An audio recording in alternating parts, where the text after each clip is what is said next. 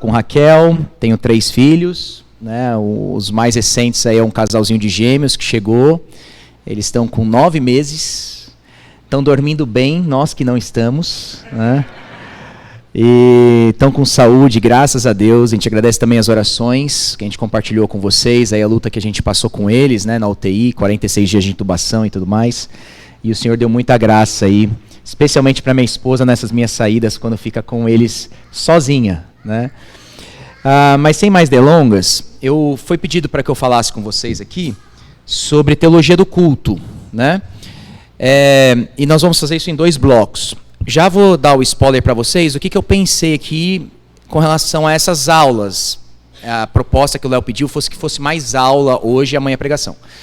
Então, eu vou do geral ao específico com vocês, esperem isso de mim, já vou dar o caminho aí. Nós vamos começar indo por uma teologia maior de adoração, né? E depois nós vamos chegar finalmente no culto. Nós só vamos chegar no culto na segunda fala, porque para chegar no culto a gente precisa ter algumas bases antes. Então, a primeira aula é um pouco mais conceitual, e a segunda aula a gente entra diretamente no culto para falar disso. Pensa você no primeiro dia de serviço pastoral, vai fazer o culto, e eles são fulminados com fogo na presença do Senhor. Primeiro dia de serviço. Não é? E vai dizer que eles foram fulminados aí no verso 1, porque eles trouxeram um fogo estranho. Esse fogo estranho, em Êxodo capítulo 30, havia uma proibição do incenso estranho, não do fogo. Mas quando a gente lê o livro de Levítico, principalmente Levítico capítulo 9, o Senhor derrama o próprio fogo no seu holocausto. E o pedido era que eles então mantivessem o fogo aceso. Então aqui a gente está tentando só descobrir que tipo de fogo estranho era esse que eles trouxeram. Provavelmente o Senhor está punindo eles, porque eles apresentaram um fogo que o próprio Senhor deveria trazer esse fogo, dando então fogo do alto, Levítico capítulo 9, e o papel dos sacerdotes então seria manter esse fogo aceso. Por isso que eles foram então aí fulminados da parte do Senhor, um fogo que inclusive fez com que eles morressem, mas as roupas não foram queimadas. Então é um fogo estranho, é um fogo realmente diferente que eles levaram e sofreram por isso. E aí, o que o Senhor vai dizer de modo bem claro é isso aqui: mostrarei a minha santidade naqueles que se aproximam, lembra desse verbo aqui bem importante, daqueles que se aproximam de mim, serei glorificado diante de todo o povo.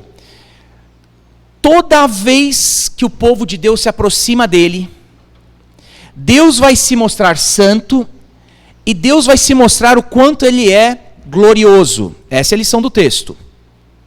Toda vez que o povo se aproxima dele, Deus vai se mostrar santo e vai se mostrar glorioso. E aí se você perguntar, mas o que significa Deus ser santo, né?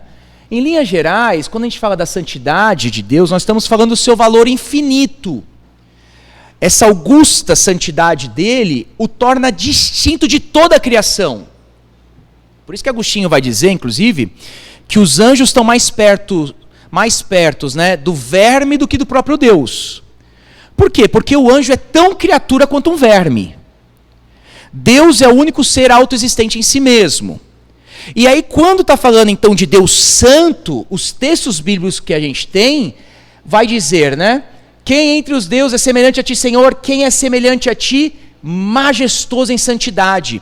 Então veja que a santidade de Deus o distingue de qualquer outra coisa. É um dos atributos que para o R.C. Sproul, por exemplo, ele escreveu um livrinho A Santidade de Deus, mais, e aqui falando com bastante reticências, mais importantes que nós vemos em Deus é a sua santidade, porque o distingue de qualquer outra coisa.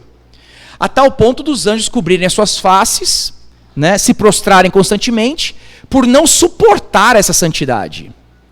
Então, lembre que textos vão dizer, não há ninguém santo como o Senhor. Não há outro além de ti. O tempo todo que vai falar da santidade dele, vai destacar ele do restante. Isso é Deus ser santo. E o que significa, então, quando fala que Deus vai ser glorioso, né, vai demonstrar a sua glória? A glória de Deus é a manifestação da sua santidade. Então, por exemplo, você pega um texto muito conhecido de Isaías 6,3, que diz: Santo, Santo, Santo é o Senhor dos Exércitos.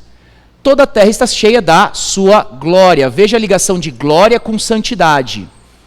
Quando fala então de Deus demonstrando a sua glória, significa que Deus está demonstrando Ele mesmo como um santo, como distinto, como o ser mais valioso e precioso que nós estamos no universo. Tá certo? Ser igual a Deus, né? Às vezes o pessoal pensa no homem como o ápice da criação e etc. Não é que você vai se tornando, subindo numa escala, e aí talvez um dia você chega no topo de Deus. Não, nós estamos falando de um ser totalmente distinto. O homem pode subir a escala que ele quiser subir, ele nunca vai se comparar a Deus, porque ele é santo, porque ele é distinto. Então, o texto lá estava falando que ele vai mostrar a santidade e ele seria glorificado. E aí, gente, duas maneiras então de quando nós nos aproximamos de Deus, ele se demonstra como santo. Primeira maneira, ele vai se demonstrar através da santidade do seu povo. Então, como é que Deus demonstra que ele é santo? O povo dele vive de modo santo. O que a gente está dizendo? O nosso Deus é santo, simples. Quando a gente se aproxima na adoração, então, e estamos vivendo vidas santas, estamos dizendo que Deus é santo. Até aqui, beleza. Só que tem uma segunda maneira que Deus se demonstra como santo, que está ali, ó. Através dos juízos sobre aqueles que não santificam o seu nome. Lembra Nadab e Abiú? Eles se aproximam de Deus, primeiro dia de serviço, né? Primeiro dia do ministério pastoral. E aí ele se aproxima e Deus precisa mostrar que ele é santo. E a maneira que Deus demonstrou que ele é santo é através de juízos. Duas maneiras que Deus vai sempre se demonstrar santo quando a igreja se reúne. Através da santidade, se você se viver de modo santo, ele vai demonstrar ao mundo que ele é santo. Mas se você se aproximar de Deus e não viver de modo santo, se você se aproximar de Deus de forma displicente, for prestar um culto que ele não prescreveu, ele vai se demonstrar ainda como santo. Só que como? Juízos. Vai pesar a mão na comunidade. E aí eu já adianto um ponto para vocês, porque quando a gente olha para o Novo Testamento, você fala assim, mas onde está isso lá no Novo Testamento, né? Aí lembra de 1 Coríntios, capítulo 11, quando a igreja vai administrar a ceia do Senhor, e o pessoal administra de modo errado aquela ceia. Lembra? Que uns estão comendo primeiro, não estavam esperando os outros chegarem. Aí Paulo está todo aquele discurso acerca da Santa Ceia. E o capítulo termina como? É por isso, diz Paulo, que muito entre vocês estão doentes e muitos dormem. E o que é dormir na linguagem bíblica? Muitos morreram. O Senhor pesou a mão na comunidade de Corinto pela maneira que eles administravam a Santa Ceia no culto. E eu começo com essa introdução para vocês, então, para demonstrar de como é importante a gente falar do culto. Porque nós fazemos isso domingo após domingo. E às vezes a gente não se atenta da importância que o Senhor dá a esse tema. E se nós não aprendemos, pode ser que então nós estamos dando a Ele um culto que Ele não exigiu de nós. E a triste notícia é que o Senhor pesa a mão na comunidade. Na comunidade. Em Corinto é muito interessante, porque Paulo não diz que somente aqueles que administravam a ceia errada morreram. Paulo diz, muitos dormem. Porque a imagem de Corinto é que a igreja é como se fosse um fermento só, uma massa só. E um pouquinho de fermento naquela massa vai apodrecer toda ela, vai trazer um fermento para toda ela. É a maneira então que nós vivemos impacta diretamente a maneira da vida da igreja também viver.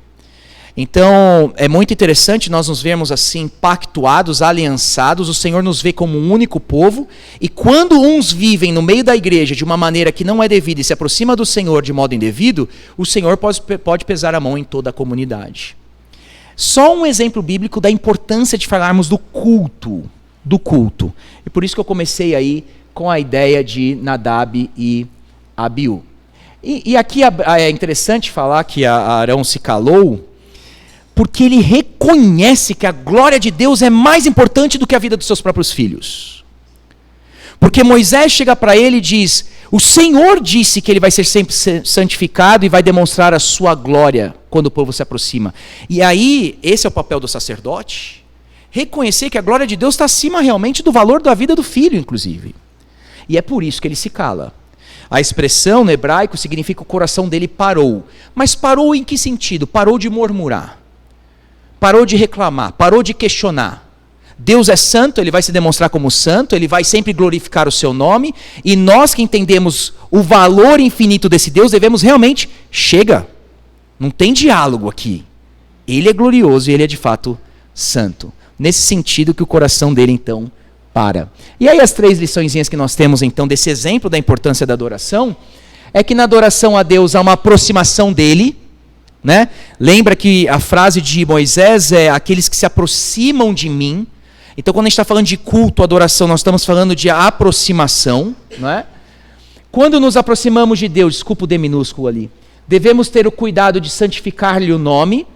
E se nós não santificarmos o nome de Deus quando nos aproximamos dele, então com certeza Deus santificará seu próprio nome sobre nós. Deus será sempre santificado no nosso meio. Beleza, gente, até aqui sobre a importância da adoração, né? Um tema muito, acho que é um texto muito batido, vocês provavelmente já viram bastante acerca disso. Então vamos lá. Por que é importante a gente falar de culto? Em primeiro lugar, gente, porque nós fomos salvos para adorar a Deus. Você foi salvo para isso, né?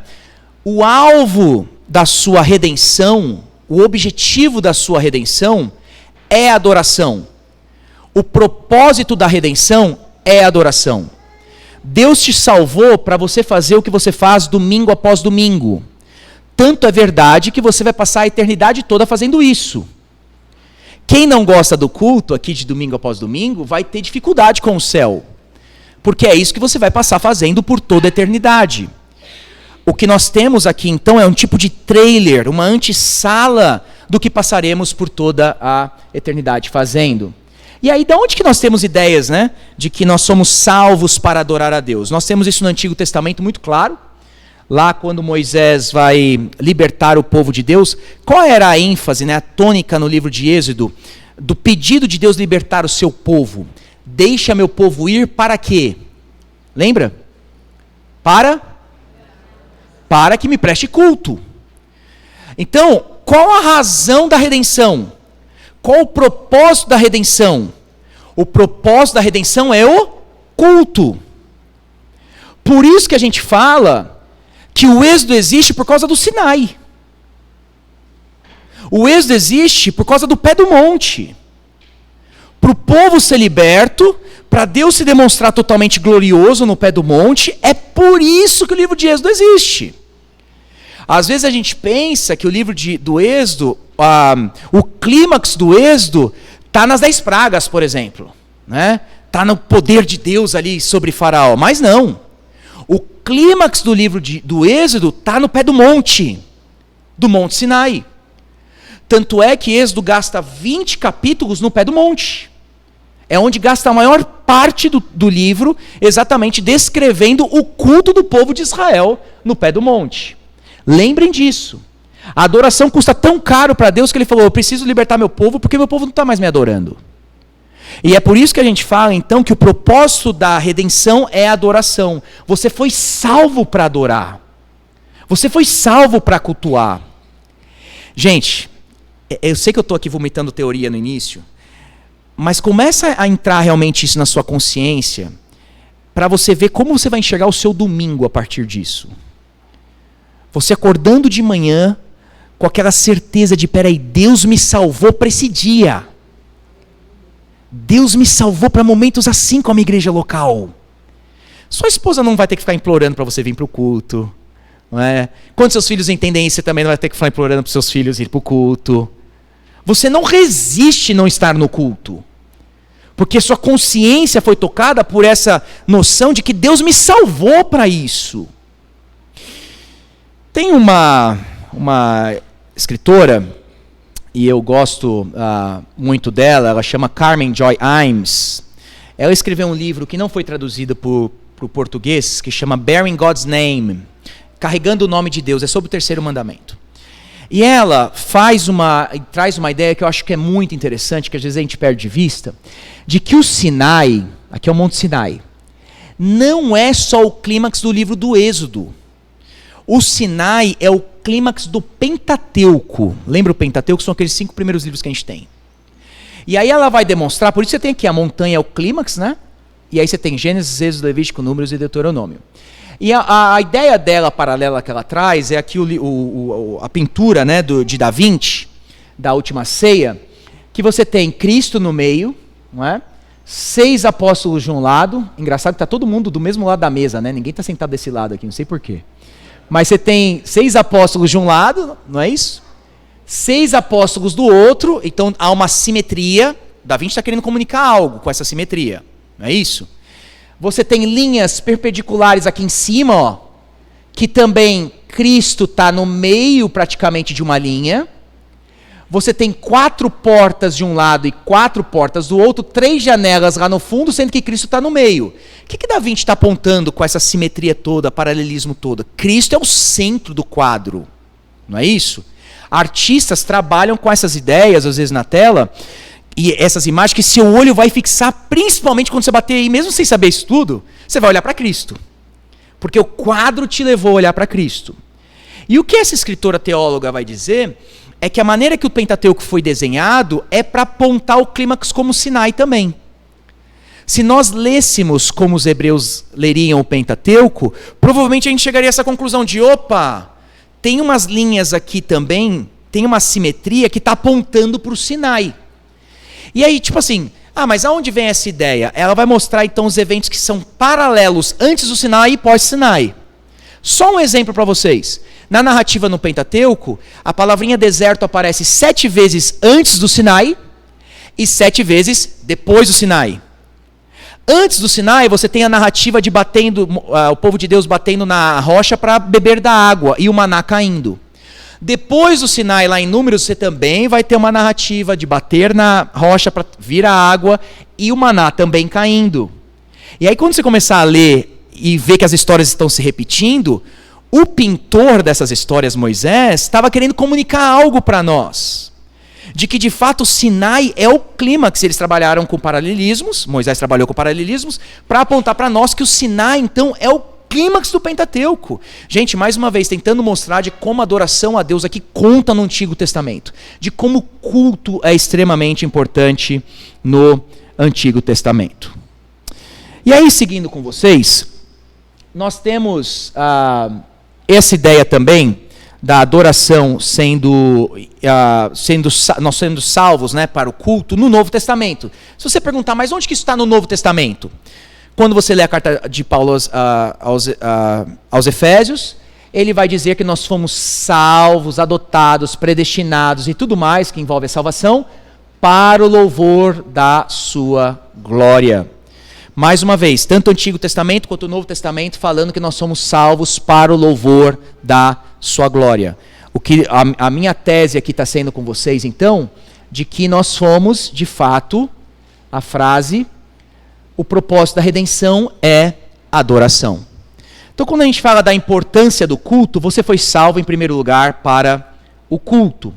Há uma segunda importância nesse tema da adoração, que você não só foi salvo, mas você foi criado para adorar a Deus. E aí, qual que é a ideia que a gente tem de sermos criados, né, para adorar a Deus? A gente pode dizer que o homem é o único ser que tem essa matriz metafísica nele. A Siri está falando comigo aqui, só um minutinho. Pronto. Eu não sei parar ela, cara.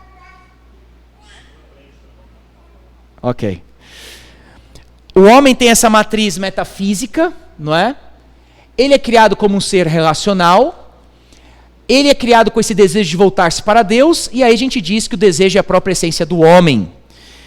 O homem é criado, então, para a adoração. Uma ideia que nós temos do homem voltado à adoração é a própria palavrinha alma, né? Nefesh, no hebraico. A ideia de nefesh no hebraico, uma das traduções possíveis que vem desse antropólogo e teólogo do Antigo Testamento, Hans Walter Wolff, é de que a alma ela é traduzida também, às vezes, no Antigo Testamento por garganta. Porque é a ideia que a alma ela é sedenta. Todo ser humano, por natureza, tem sede. Por isso que você tem lá Salmo, por exemplo, 107, pois saciou a alma, nefesh, sedenta, e encheu de bens a alma faminta. Por isso, gente, que todo homem é adorador, sendo ele cristão ou não. Todo homem está adorando alguma coisa. O homem, ele tem esse desejo, esse anseio por preencher a sua alma, e ele vai achar coisas, às vezes, na criação para satisfazer esse anseio e essa sede. E isso é adoração. O que é adoração? Né? Quando você destaca algo em detrimento do demais e toda a sua vida agora orbita em torno disso. O homem vive assim.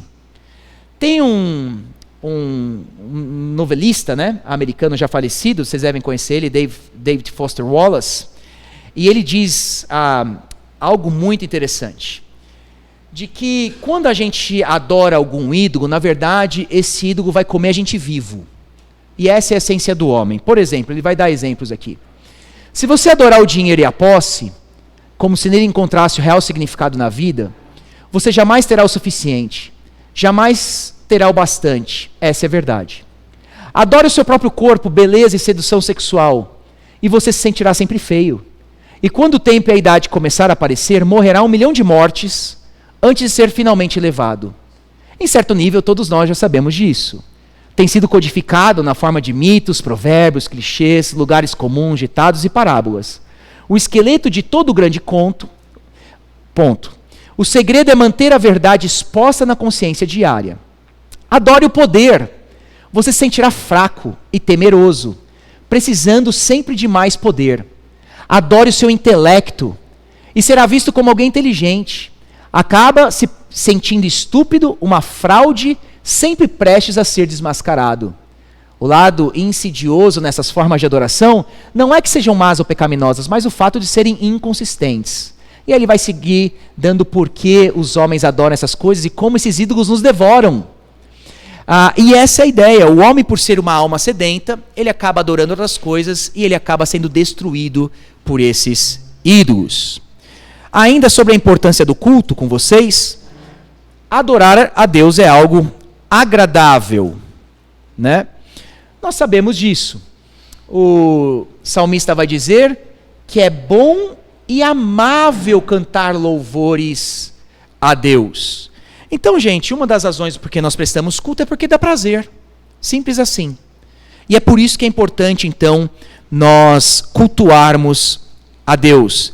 Se eu posso usar mais um aí para fazer uma citação, um comentário de C.S. Lewis sobre os Salmos, ele vai dizer o seguinte: o mundo ressoa com amantes que louvam suas amadas, leitores que louvam seu poeta predileto, caminhantes que louvam a caminhada pelo campo, jogadores que louvam o jogo favorito, louvor ao tempo, a vinhos, a pratos, atores, motores, cavalos, escolas superiores, países, personagens históricos, crianças, flores, montanhas, selos raros, raros besouros, às vezes até mesmo a políticos ou estudiosos.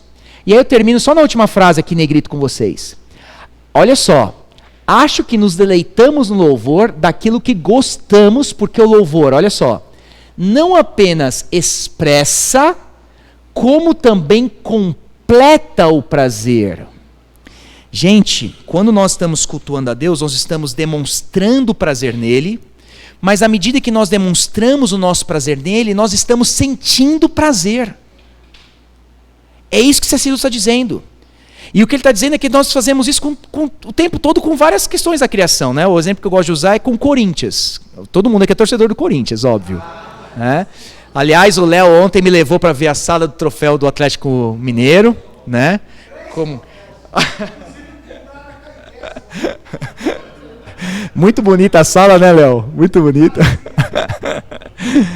Mas olha a lógica do torcedor, né? Ele vai... Você já foi em estádio? Não sei se já foi no estádio aqui. Vai no estádio um dia. Eu amo ir no estádio, ver o Corinthians jogar, né? Você vai no estádio por quê? Porque você tem prazer no seu time. Só que na medida que você começa a cantar e tem aquela galera do seu lado cantando, você começa a aumentar o seu prazer. É isso que C.S. Lewis está dizendo. Você não apenas expressa, como completa o seu prazer na adoração, no culto. Isso é muito interessante. E essa é uma das razões, então, ou motivações que nós temos para adorar a Deus. E aí você pensa na eternidade mais uma vez, né? A imensidão de prazer que você vai sentir. Do tempo todo expressando e completando o seu prazer. Imagina isso, gente. Imagina isso. Na vontade de parar aqui e ficar louvando a Deus. E aí, a adoração é o alvo das missões, ainda falando só da importância, né, do tema da adoração. É o alvo das missões. Aqui eu explico para vocês, eu tenho citação aí, mas eu vou explicar para vocês. Se vocês verem, por exemplo, o salmista falando, os confins da terra se lembrarão do Senhor e se converterão, e a ele se converterão, diante dele se prostrarão todas as famílias. Então, por que nós temos que ir aos confins da terra? Esse é o ponto. Falar do Senhor, para que no final do dia eles se prostrem perante o Senhor. Por isso que a gente está dizendo aqui que o foco da igreja não é missão. O foco da igreja é a adoração. De que a missão existe, porque a adoração existe. Ou, nas palavras do Piper, né? A missão existe porque não existe adoração. Pensa comigo. Por que você vai falar de Jesus para o seu vizinho? Porque o seu vizinho não adora. Então, o fim da igreja não é missão. O fim da igreja é adoração. Você vai usar da missão como um meio para que a adoração então aconteça. Por isso que a gente pode dizer que missão existe porque adoração não existe. Por isso que você não vai fazer missão no céu. Porque lá todo mundo já adora.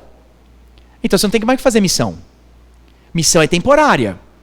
Eu falo isso porque às vezes a gente dá uma ênfase muito mais para a missão do que para o culto na igreja. Dá uma ênfase muito mais ao missionário, aquela coisa toda, do que para o próprio culto. A gente tem uma teologia de missão, mas não tem teologia do culto. Só que lembra que a missão é um meio para que ocorra adoração. Quando todo mundo adorar, você não precisa mais fazer missão. Por isso que a adoração é importante. E por isso que daí você vai trabalhar a missão na igreja local. Tudo bem até aqui, por enquanto? Tá dando para assimilar aí os conceitos? Tá? Seguindo então com vocês aí, a última coisa que eu diria ainda da importância da adoração é que adorar a Deus é um mandamento, né, gente? Você tem que cultuar porque é um mandamento. Então, o primeiro mandamento, não tem outros deuses diante de mim, você tem que adorar o Deus certo. Você não pode adorar outros deuses. E o segundo mandamento, você tem que adorar o Deus certo do modo certo. Por isso que você não pode adorar a Deus fazendo imagem de escultura e por aí vai. Então, os dois primeiros mandamentos, o primeiro é adore o Deus certo, o segundo mandamento é adore do modo certo. Na igreja, então, no nosso culto, a gente tem que ter certeza que nós estamos adorando o Deus Trindade o tempo todo, não é? E a Trindade tem que estar revelada em nosso culto público, esse é o ponto. E nós temos que adorar o Deus que é Trindade do modo certo. Do modo certo. E aí, gente, que a gente tem que começar a se perguntar se Deus aceita qualquer tipo de culto. Se Deus aceita qualquer tipo de culto. Se a gente não tem uma boa teologia do culto, se a gente não pensa sobre culto, será que Deus está aceitando o nosso culto? Essa é uma questão genuína que a igreja deveria sempre se fazer. E aí, onde que eu quero encerrar com vocês, então, essa primeira fala? Eu vou encerrar aqui na definição de adoração e a gente já dá um break para ir para o segundo bloco, que é do culto especificamente. E a definição de adoração, não se assustem com o tamanho, é desse tamanho aqui, ó. Por que não se assuste com o tamanho? Porque agora, o que eu vou fazer com vocês é destacar as frases dessa definição, que não é minha, mas essa definição é de D.A. Carson, tá? Esse é um bom livro, se você quer ler sobre culto, etc., esse é um bom livro que eu indicaria, tá? Você tem 4 autores, é coautoral, não é isso? Então você tem o Carson, você tem o Keller, você tem o Kent Hughes e você tem o Mark Ashton. Olha, gente, se você pegar o capítulo do Carson e o capítulo do Keller e já ler isso, já vai ser assim cereja do bolo para você.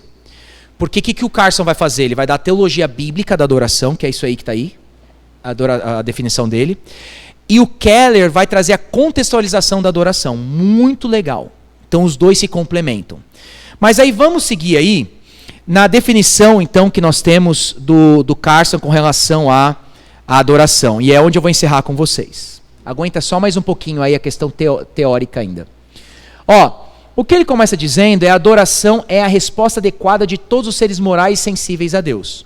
Então o que ele está dizendo que a adoração é a resposta de seres morais?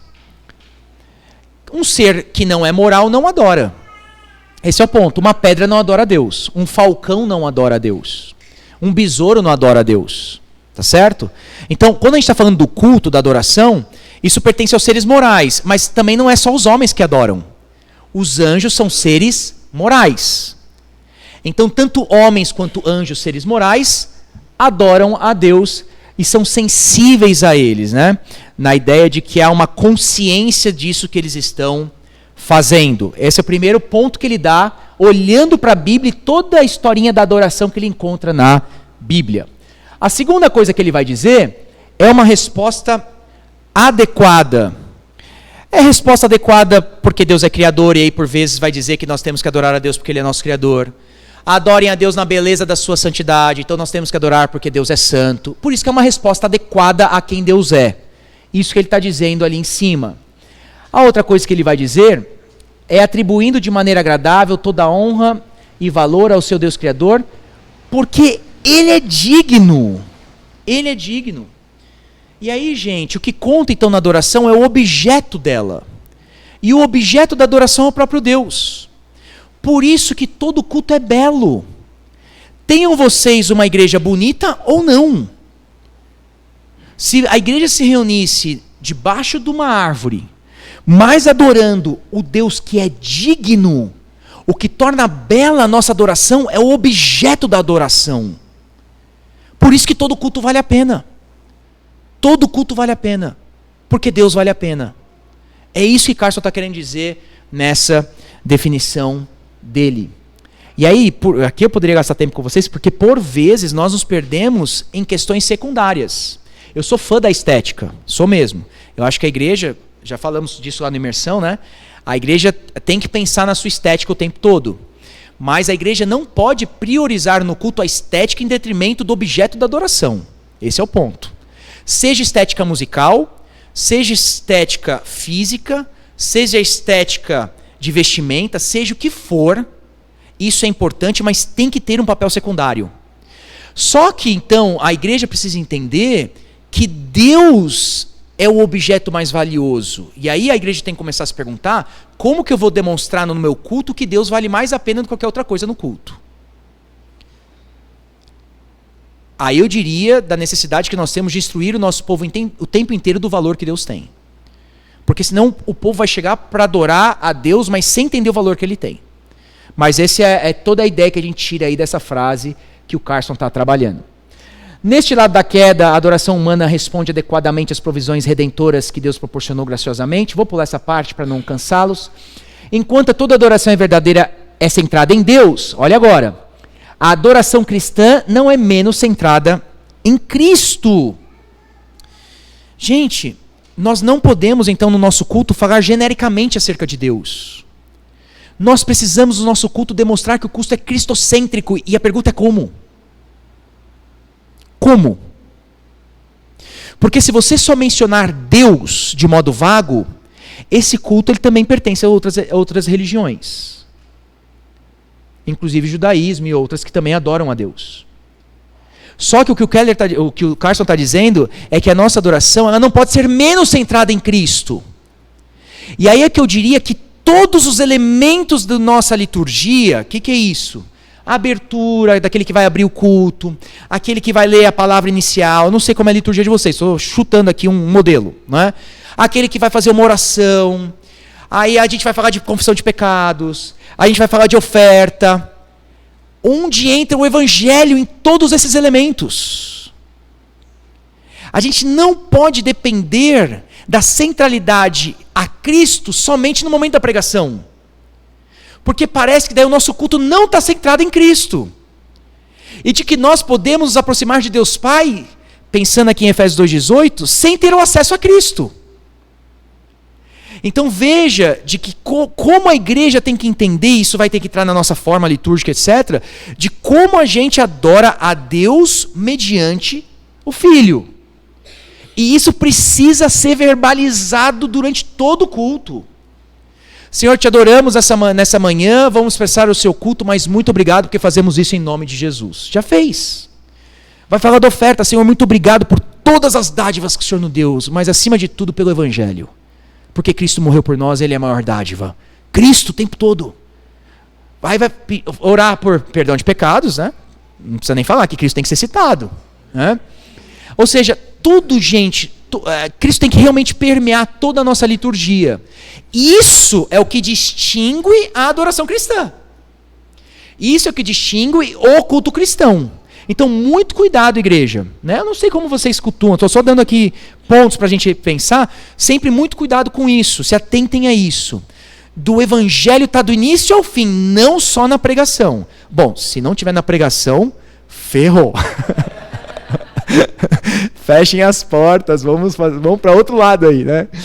Já é difícil às vezes estar na pregação, eu sei que é difícil a gente colocar, né? Mas a gente tem que estar aí encharcado do evangelho no nosso culto. Tal adoração manifesta-se na adoração como ação, isso que ele está dizendo aqui, ou seja, no cristão individual, quanto na adoração coletiva. E aqui, gente, ele faz uma distinção extremamente importante. E é onde há muita confusão aqui, onde eu vejo o debate às vezes, pessoal debatendo sobre culto, mas eles não estão com essa premissa aqui do Carson. E aí por isso que o debate não chega em lugar nenhum. Então, por exemplo, o que ele está dizendo é assim, quando a gente fala de culto, nós temos dois modos de culto, por assim dizer. O culto privado, pessoal, e um culto coletivo. Essa distinção parece simples, mas é extremamente importante. As conclusões aqui reverberam. Tá? O que é o culto privado? Pensa aí, Romanos 12:1, né? Apresentai-vos como um sacrifício vivo, santo e agradável. Esse é seu culto a Deus, não é isso? 1 Coríntios 10:31. Tudo o que fizerem seja feito para a glória de Deus. O Piper vai escrever num livro dele que você bebe suco de laranja para a glória de Deus. Como você bebe o suco de laranja, etc. Então, o que significa? Significa que você está prestando culto o tempo todo. Beleza. Mas tem um segundo aspecto do culto, que é o culto coletivo. E por que essa distinção, quando a gente não tem em mente, a gente se perde? Porque o pessoal acha que a gente pode chegar na igreja como você vive no seu dia a dia. Que no nosso culto aqui de domingo, o que eu faço no meu dia a dia? Eu faço tudo para a glória dele, então também não sei o que eu tenho que fazer domingo, mas eu chego lá e Deus vai me aceitar do jeito que eu sou, vamos cultuar do jeito que a gente quiser, porque Deus aceita. Não! São coisas diferentes, são coisas distintas.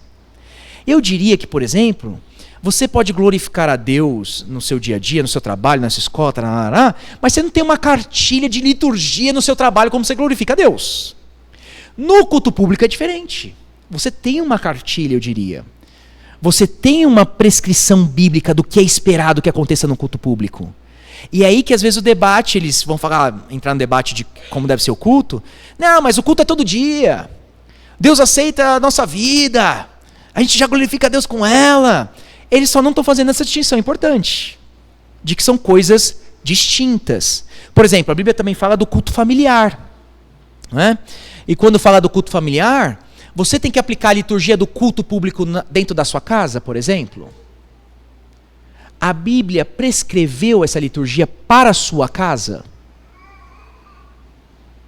Sim ou não? Não! Seja livre!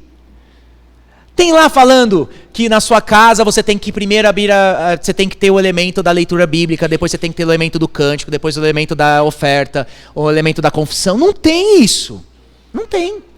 O que tem é Josué falando, eu e minha casa serviremos ao Senhor, eu vou ensinar meus filhos a fazer esse negócio. Deuteronômio capítulo 6, de que você vai ensinar quando seus filhos estiverem deitados, quando estiverem caminhando, você vai amarrar isso na sua testa, vai amarrar na sua mão, vai amarrar na porta da casa. É isso, é princípios. Então, e aí que eu vejo às vezes, inclusive as famílias errando no culto familiar, porque eles querem repetir o culto de domingo dentro de casa, por isso que os filhos não aguentam. É verdade, gente. Eu sou filho de pastor, eu sei o que eu estou falando.